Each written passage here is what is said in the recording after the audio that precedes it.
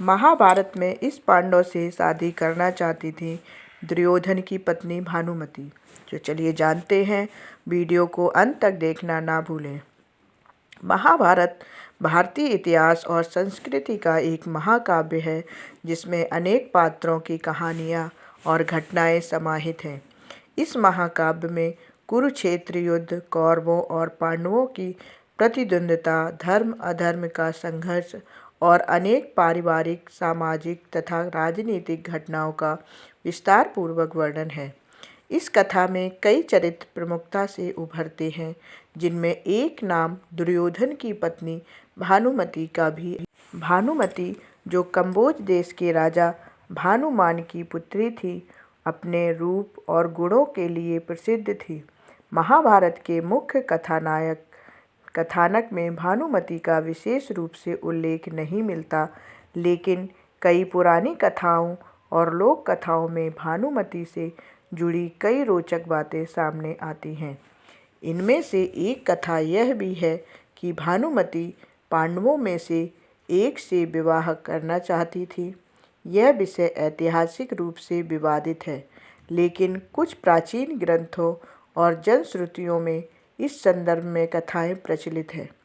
भानुमति कंबोज नरेश भानुमान की पुत्री थी और अपने अद्भुत सौंदर्य, बुद्धिमत्ता तथा कूटनीति के लिए प्रसिद्ध थी।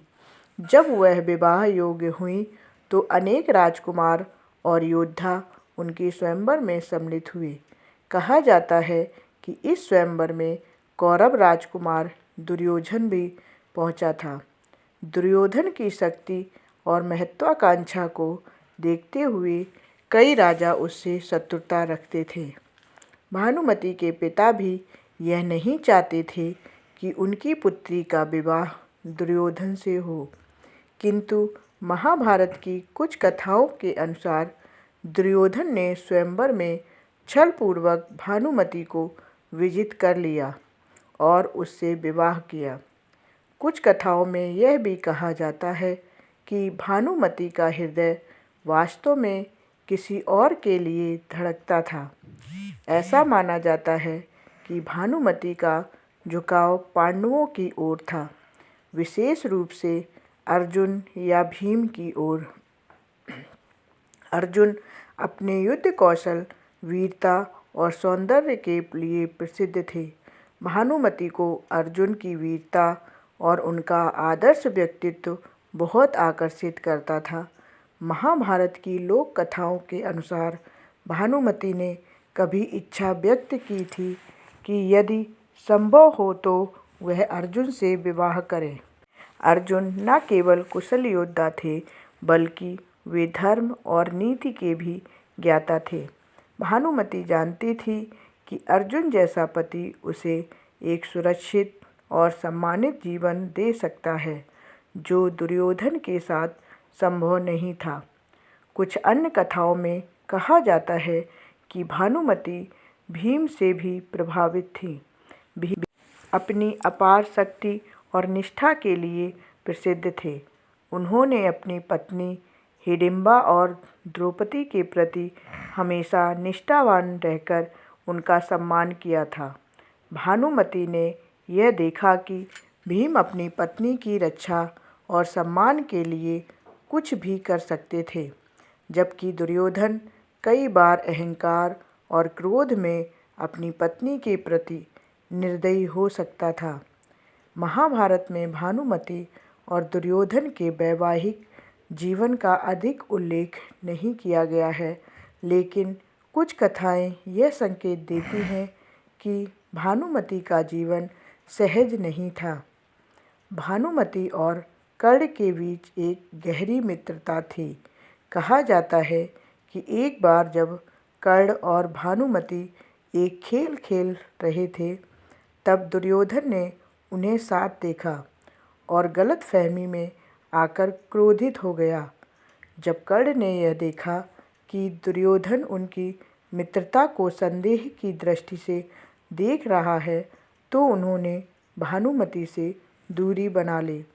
कुछ कथाएं यह भी दर्शाती हैं कि दुर्योधन अपनी पत्नी के प्रति अधिक संवेदनशील नहीं था और अपने राजनीतिक उद्देश्यों को लेकर अधिक व्यस्त रहता था।